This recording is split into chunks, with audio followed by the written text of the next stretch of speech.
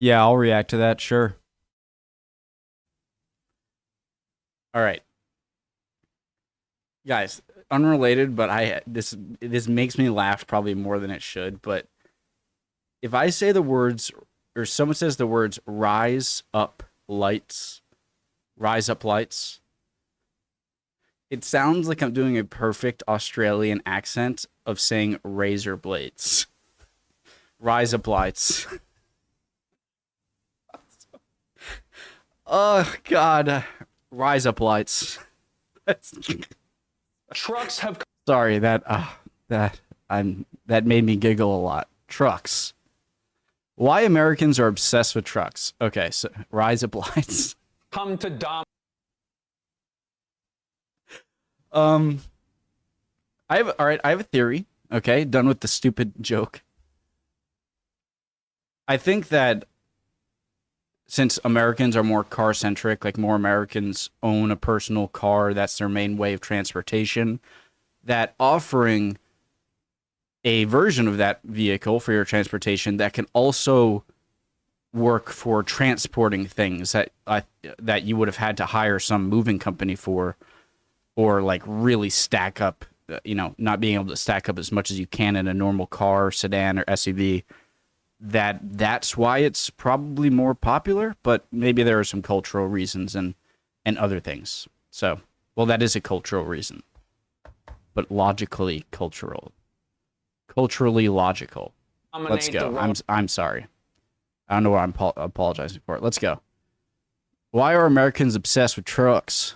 Future-proof, preemptive like, original link, top description. My name's Connor. If you're new, let's go. Roadways of the United Trucks have come to dominate the roadways of the United States and Canada, with the #1 selling vehicle in the U.S. being the Ford F-150. However, it wasn't always like this, so why is everyone all of a sudden jumping on the truck wagon? There are a lot of trucks. Trucks have been pretty much a thing since the beginning of the entire auto industry. The first ever internal combustion engine truck was built by a German in 1890. Daimler Motoren Gesellschaft Cannstatt.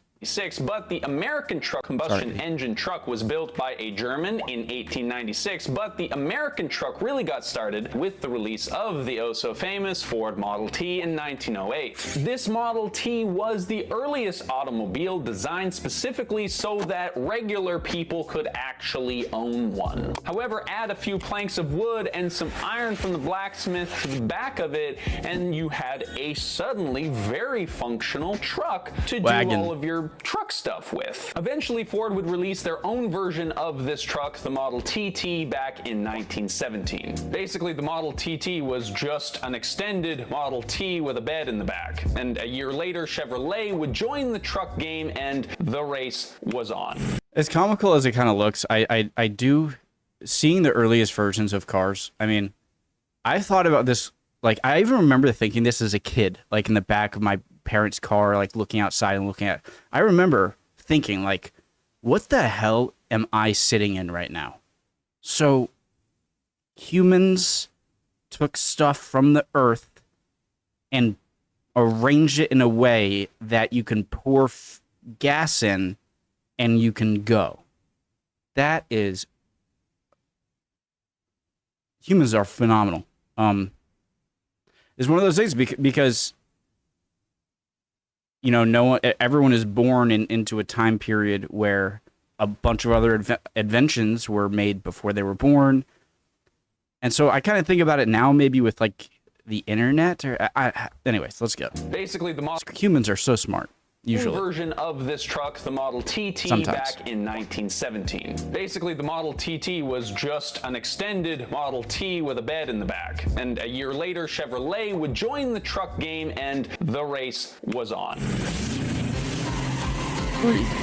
Now, Voice these crack, early grease. trucks were super bare bones. Grease. You had a place to sit, a place to put your stuff, and a motor to haul it up the hill. These trucks were, quote, as humble as the folks who drove it. But those humble beginnings started to fade when television became a thing alongside post-World War II prosperity. Suddenly, the truck guy image started manifesting itself with the help of TV commercials, emphasizing the utter ruggedness and strength of these vehicles that could stand basically anything you could throw at it. What power there is here.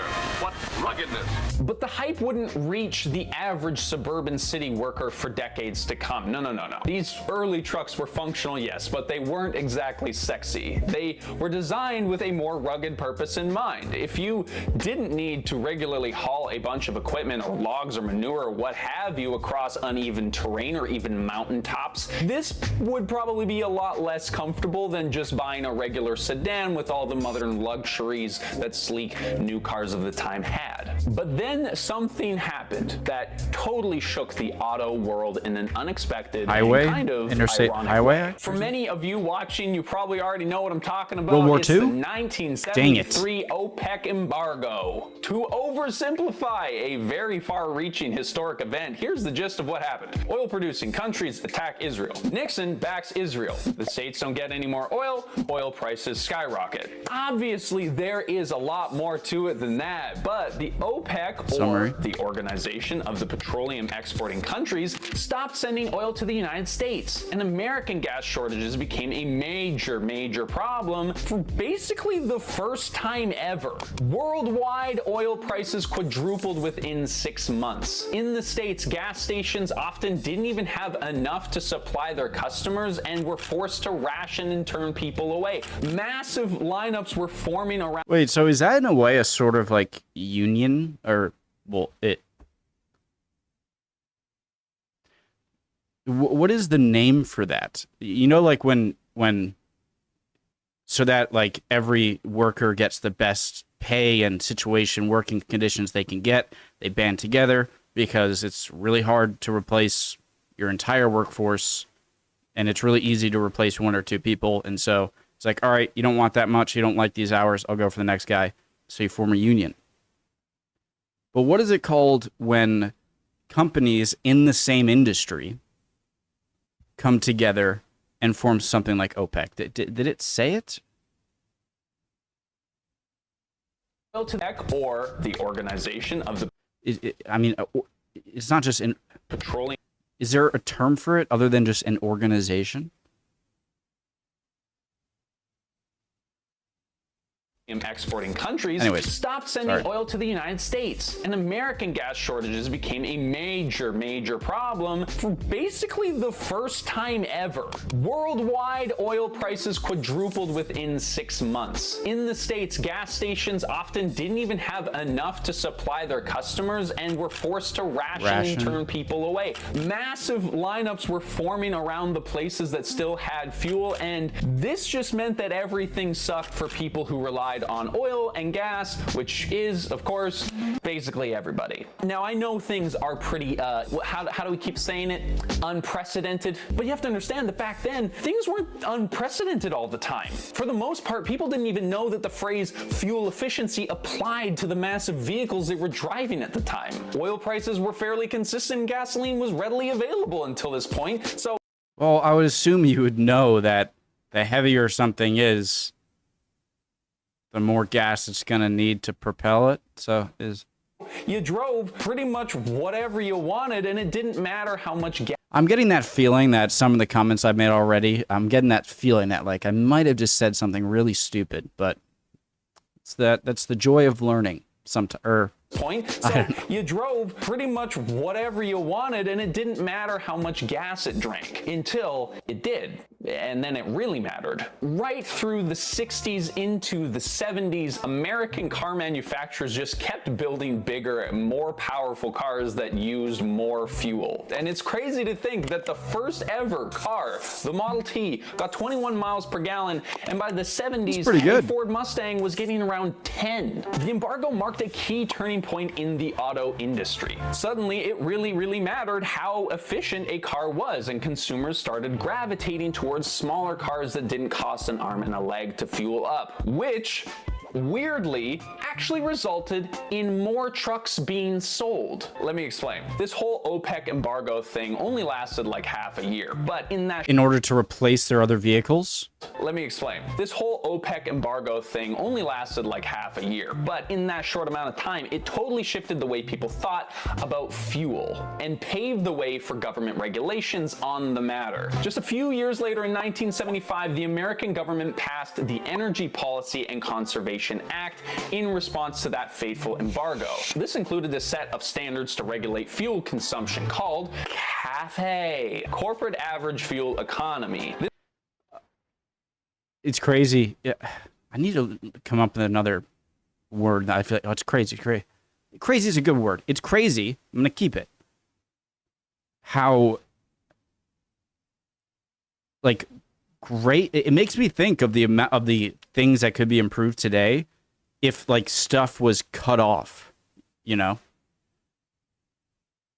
It's like, there's water all around you all the time, right? And so you don't really need any inventions or anything, aqueducts or stuff like that, or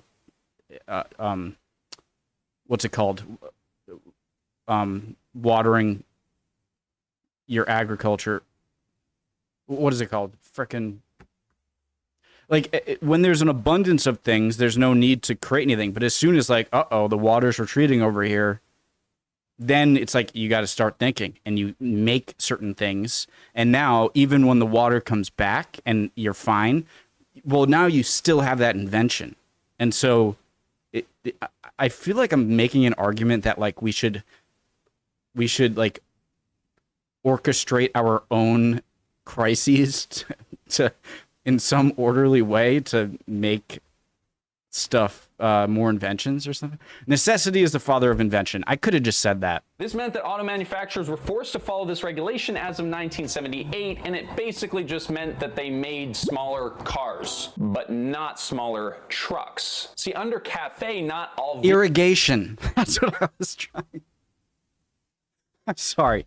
Cost regulation as of 1978, and it basically just meant that they made smaller cars, but not smaller trucks. See, under CAFE, not all vehicles were treated equally. Only passenger cars were affected, so while sedan manufacturers were forced to fixate on fuel and scramble to find ways to accommodate these standards, those in the truck business were free to build basically whatever they wanted. Then, in 1980, fuel standards applied to light trucks up to 6,000 pounds, and then they included vehicles up to 8,500 pounds the year after that. But even then, passenger cars have always had stricter standards, with larger vehicles freer to consume more gas. Then oil prices started getting cheaper, and shortages became less of a thing, particularly during the 1980s, oil glut, and consumers didn't have to be quite as obsessive about whether or not their cars sucked on gas. Great movie. Top 5 comedies of all time. I'm just going to say that. In the 1980s, best comedy all time, Dumb and Dumber. Not even close. Things really... In the 1980s, two things really started to become popular: spandex workout clothes and big vehicles. Now, it's not just that trucks can obviously hold more cargo and are better with rough terrain and weather conditions and whatnot, but they also last longer. Without the cramped engines of their sedan counterparts, trucks tend to be better built and more durable, not to mention easier to work on. Because of this, they depreciate less, making them more desirable as an investment.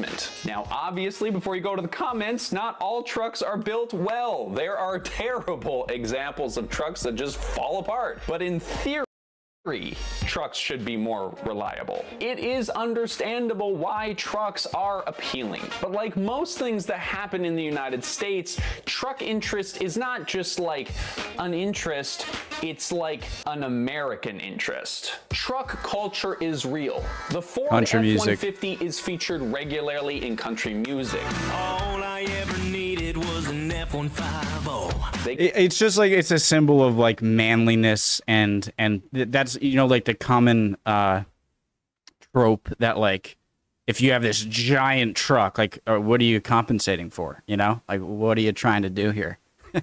You know, but it's associated with like, I do my own stuff. I move my own things. I have my toolbox, and I'm a man, and that's ingrained in the culture. So, yeah. They get custom. Trucks, beer, and my dog. Customized and modified like a prize pup at a dog Hey. show. And according to a Ford Speak of the survey, 15% devil. of Ford owners have their truck or something related to their truck tattooed on their body. There are I've seen. Never mind. actual stories. I've seen something on TLC, which, by the way, is called. You know what TLC stands for? The Learning Channel. That is the most ironic thing in the entire planet. Because what I remember from TLC is a show where it's like My Strange Addiction or like My Strange Love, and somebody loved their car. Like really loved their car. More a lot. Like in love romantically. I'm sorry. The Learning Channel. Yep. Come learn. Look at this guy making out with the hood of his truck. Bonnet. Stories of Ford Sorry. owners tattooed on their body. There are actual stories of Ford owners selling their firstborn to keep their truck in repossession cases. Okay, now that last one was a lie, but it almost got you, right? No. They stoked this growing No, okay. desire for such a profitable How do you item sell a largely child? by making them sexier and more appealing to a broader audience. I feel like I should bleep that out just because like the YouTube algorithm will be like, never mind. In 1990, largely by I just need to shut up? Can I just shut up, please? making them sexier and more appealing to a broader audience. In 1994, a Dodge Ram redesign was released that would change the face of the truck industry forever. This new look was supposed to make the truck approachable to more people, and to me, this is absolutely nuts. When it comes to full-size pickups, The rules have changed. All Dodge did was just change the appearance of the Ram somewhat, modeling it loosely after big rig trucks apparently, and that was enough to It worked.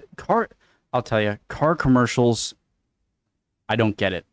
Because a car, it seems to me like once you get to a certain price threshold, that I feel like an advertisement isn't going. It's like if I'm about to spend $50,000 on something, like one of the largest purchases you do for most people, I'm not going to be like, wow, look at that cowboy in there. You know what? Here's $50,000. I liked, but it works. And right here, modeling. and I get it. Like a car is it's an emotional purchase, right? And, you know, a car or a house, it's a big part of your life. But I mean, they didn't like change him into a guy wearing a suit in the city. They just made him a little younger. when it comes to full-size pickups, Now, it's like it's the same guy just 50 years All ago. Dodge did was just change the appearance of the Ram somewhat, modeling it loosely after big rig trucks apparently, and that was enough to double Ram sales that year and quadruple them in the decade coming after See, that. no Now, matter this how sounds confusing kind of it a one-off, works. But to this day, basically all major truck brands have been inspired, at least in part, by this seminal 1994 model. Never let it be said the looks don't matter, because they often are what makes and breaks these trends, and in this case helped pave the way for trucks to be ingrained into American life. From that point forward, trucks kept getting bigger, faster, and filled with technology to appeal to every Hummer. possible person. And yes, we have got what we like to call the Arc'teryx effect on our hands, in which a product with a specialized kind of functionality gets adopted by mainstream culture purely for the image associated with it. When a product with a specialized kind of functionality gets adopted.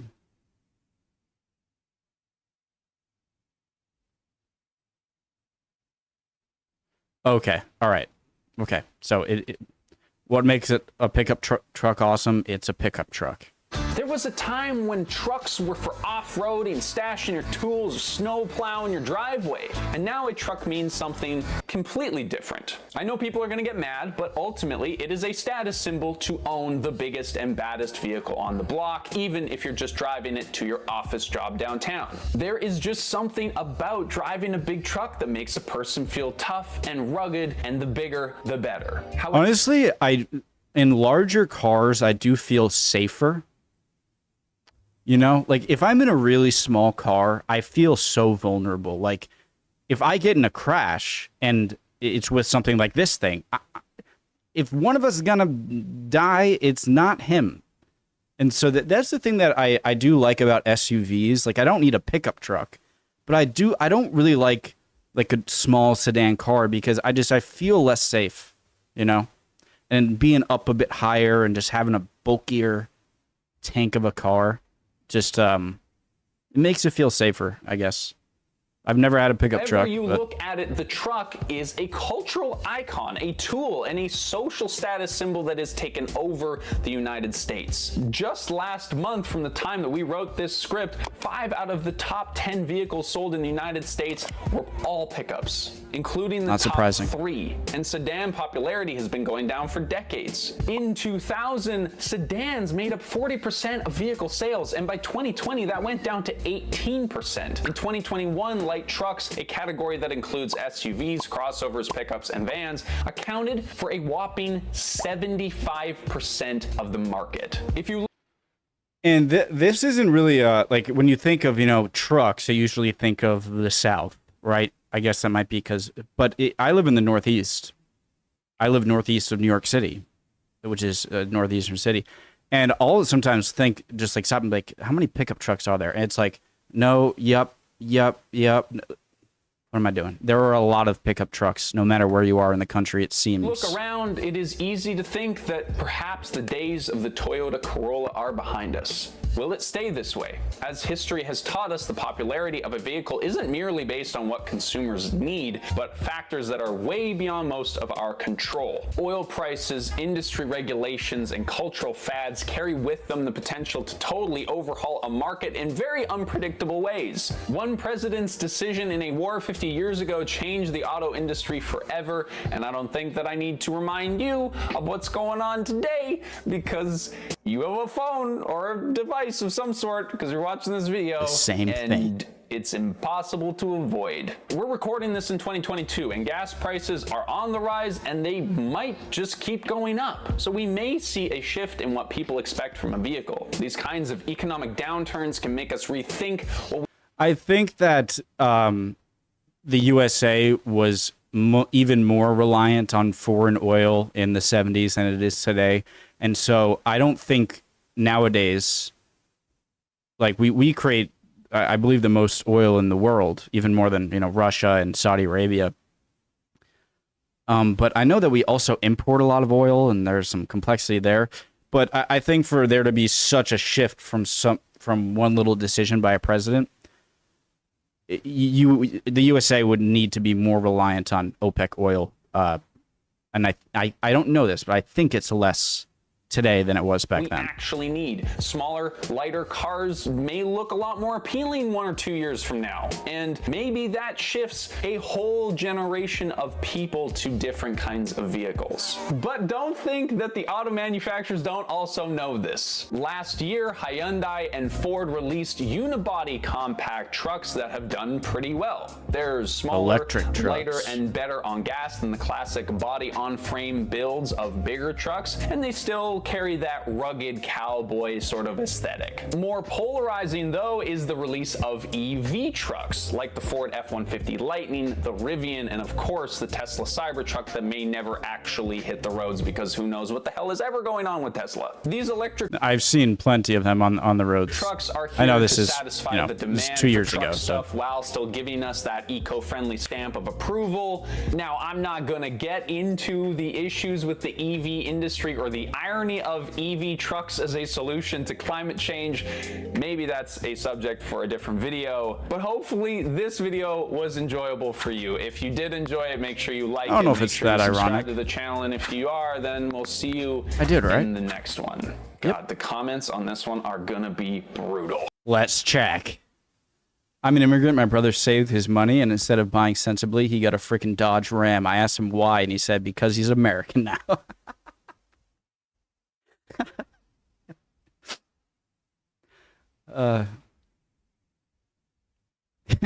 You just want to... I hear that's a similar thing, phenomenon with... is it phenomena? It doesn't matter. Phenomenon with, like, newcomers to religions, like new converts to certain religions, is like they're sometimes like the most extreme ones. And so maybe it's the same thing with people coming to America. Just I want to be as American as possible. Truck, McDonald's, Budweiser, dog, gun, right away, purchased. Coming from a person who raises cattle, thank you to the office people for making trucks way more expensive than reasonable. I feel like trucks are kind of like Gore-Tex. In certain situations, they are necessary, but overkill for most people. Let's see what he responded here. It's just so true. I mean, again, I think it's overkill for most people because they're not buying it for the strict purpose of what a truck originally was or what it's used in, say, military scenarios for carrying things. So it's going to be overkill, and it's going to raise the prices because it's not just a niche product anymore. Or it's not treated like one, at least. True freedom and individualism is everyone buying the same unnecessary thing. Right, brother.